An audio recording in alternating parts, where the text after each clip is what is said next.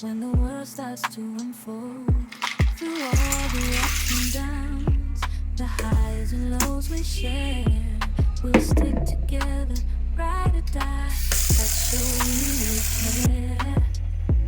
Through thick and thin, you've been there by my side, a shoulder to lean on when the tears couldn't hide. You're the one who lifts me up when I'm feeling down with you. Hello বন্ধুরা, good morning. কেমন আছেন আপনারা সবাই? আশা করছি আপনারা সবাই খুব ভালো আছেন। আমি জানেন তো আবার এখন কদিন একটুখানি প্রবলেমের মধ্যে দিয়ে যাচ্ছি মানে আমার এই যে হাউস হেল্পারটা ছিল তার সাথে একটুখানি প্রবলেম হয়েছে।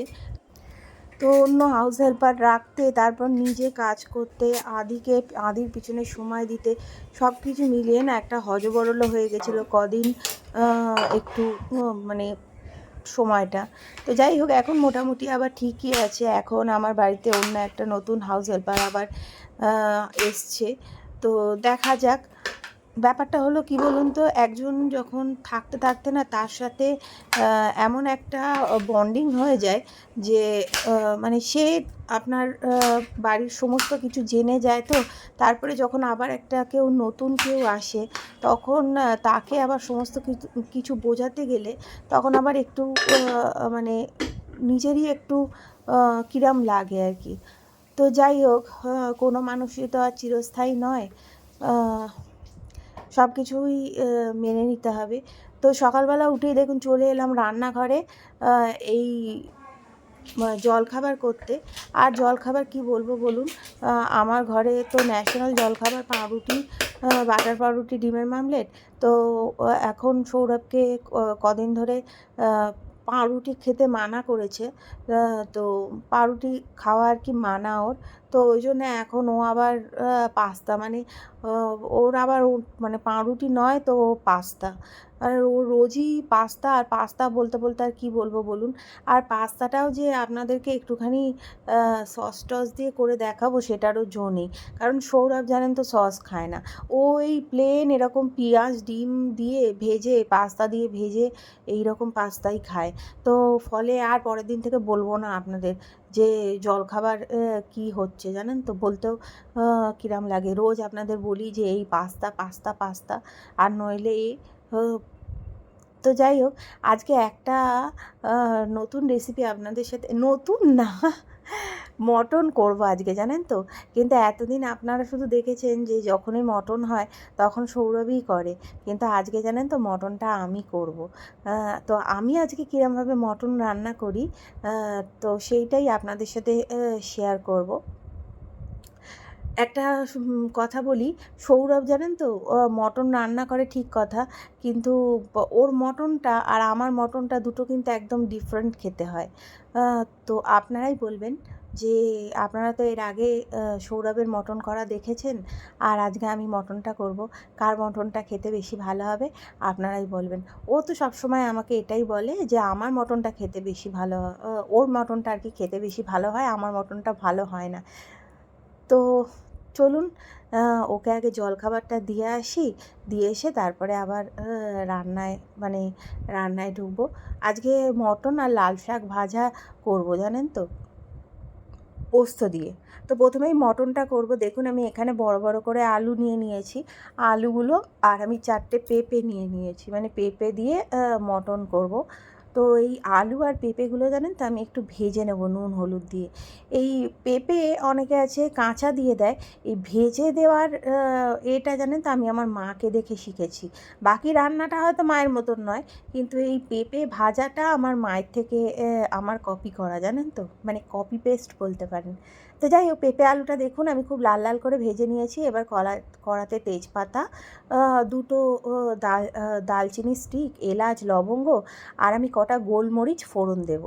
দিয়ে এবার আমি পেঁয়াজগুলো দিয়ে দেবো। পেঁয়াজগুলো খুব ঝিরিঝিরি করে কাটিনি, মোটামুটি একটু হালকা মোটা মোটা করেই কেটেছি।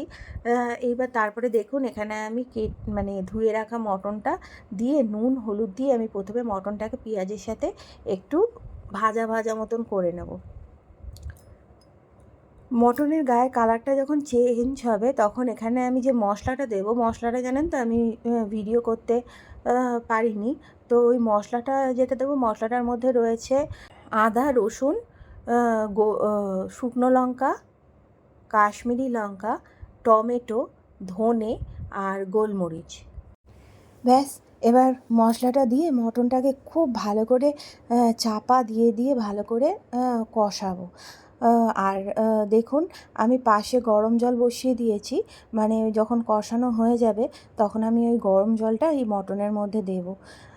গরম জলটা দিয়ে মানে মটনটা সিদ্ধ, এরপরে আলু আর পেঁপেগুলোও দিয়ে আরেকটুখানি কষাবো। এরপরে গরম জলটা দিয়ে মটনটাকে ভালো করে মানে সিদ্ধ হতে দেবো।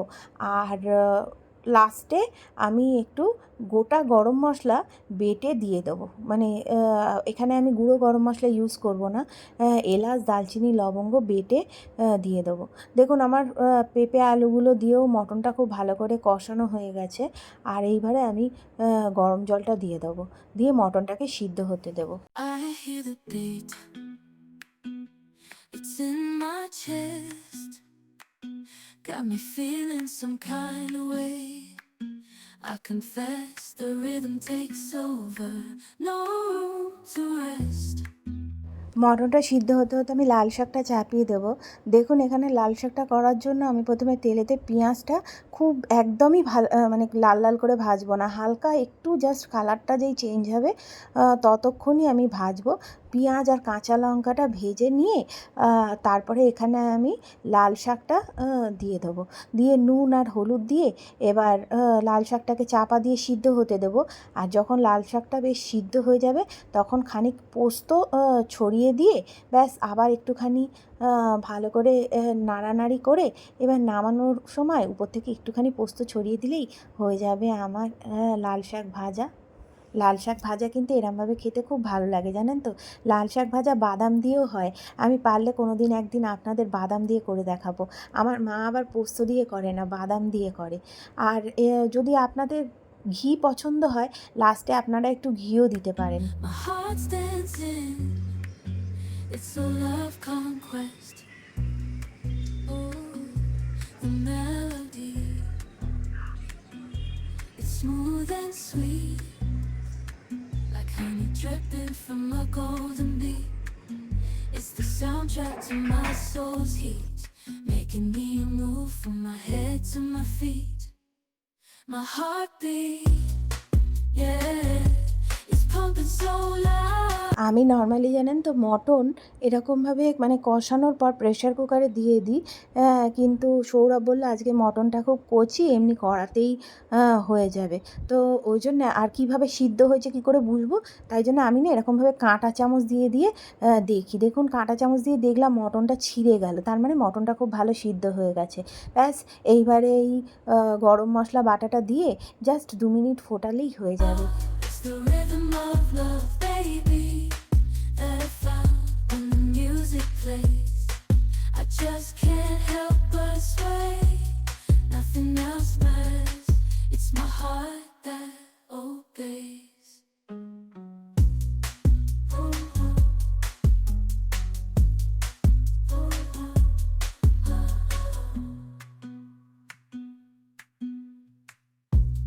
Lost in the sound, my worries fade. Every note, every chord, a serenade with each beat of the drum. My spirit's unchained in the symphony of love. I am unafraid, yeah, it's pumping so loud. It's the rhythm of love, baby, that I found when the music plays. I just can't help but sway. দেখুন বিকেলবেলা একটুখানি মা, আমি, সৌরভ আর আদি একটু চারজনে মিলে এই রিলায়েন্স স্মার্ট বাজারে এসছি। এটা বড় বাজারের ওখানে, মানে আমাদের এখানে বড় বাজারের এখানে। তো এই একটু ঘরের কিছু টুকিটাকি কেনাকাটি করার জন্য। এবার আদি না এত দুষ্টুমি করছে জানেন, এইখানে এই মেঝের মধ্যে বসে পড়ছে, তারপরে ওদের জিনিসগুলো সব টেনে টেনে নামাচ্ছে। এবার ওকে কি করব, এই তখন বুদ্ধি করে কি করলাম, এই ট্রলিটার মধ্যে ওকে বসিয়ে দিলাম। দেখুন জুতোটা পর্যন্ত খুলে ফেলেছে, মানে সেই জুতোগুলো খুলে খুলে না এদিক ওদিক ছুঁড়ে দিচ্ছে। সেই জুতো পরবে না, ও খালি পায়ে হাঁটবে।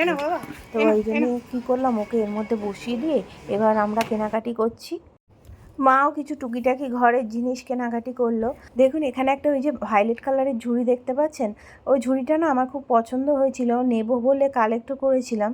কিন্তু ওরা যখন মানে বিল করতে যাই তখন বলে যে এই ঝুড়িটার বারকোড নেই, ওই জন্যে ওই ঝুড়িটা আপনি পাবেন না।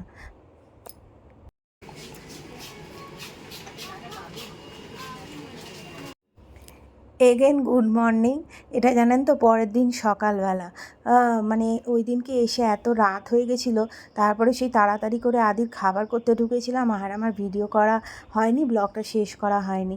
তো দেখুন আমার এই চায়ের কাপ রাখার জায়গাটা পাশে রেখেছি, ওটা আমি তো আনিনি, ওটা তো পুরনো, ওটা অ্যাকচুয়ালি এগুলো মাজবো, তো ওটাও আজকে মাজবো বলে রেখেছি। আর এই দেখুন এই যে এইরকম দুটো কৌটো কিনেছি, এটা আমি ঠাকুরের জন্য নিয়েছি, মানে ঠাকুরের এই কিশমিশ তারপরে মিচড়ি এই রাখার জন্য এরকম দুটো কৌটো নিয়েছি। এর প্রিন্টগুলো খুব সুন্দর লাগছিল বলে এরকম দুটো কৌটো নিয়েছি। এগুলো প্লাস্টিক নয় কিন্তু কোনোটাই, জানেন তো, এটা প্লাস্টিক, এটা হলো 2 in 1, জানেন তো, এরমভাবে রাখলে জল ঝরে যাবে, আবার এই দিকে এরম করে রাখলে মানে কোনো কিছু রাখা যাবে। আর দেখুন এই একটা ছাঁকনি নিয়েছি, এই ছাঁকনিটা খুব কিউট, মাত্র 20 টাকা দাম, কিন্তু বেশ ভালো দেখতে। আর এই দেখুন আদির একটা জল খাওয়ার গ্লাস, এটা ঠিক গ্লাস মানে বোতল না, আবার গ্লাসও না, কি বলবো এটাকে, এটাও কিন্তু প্লাস্টিক নয়। এইরকম ওপরে একটা ঢাকনাতে ফুটো করা রয়েছে। যাই হোক আমি বলে দিই, যেহেতু আমার এটা ইউজ করা হয়ে গেছে, এটা কিন্তু জল খাওয়ার জন্য ভীষণ ভালো। আর সৌরভ একটা এরকম কাঁচের বোতল নিয়েছে, ওর দুটো কাঁচের বোতল জানেন তো আমার হাত দিয়েই ভেঙে গেছে, মানে জল খাবার বোতল। তো ও একটা কাঁচের বোতল কিনেছে।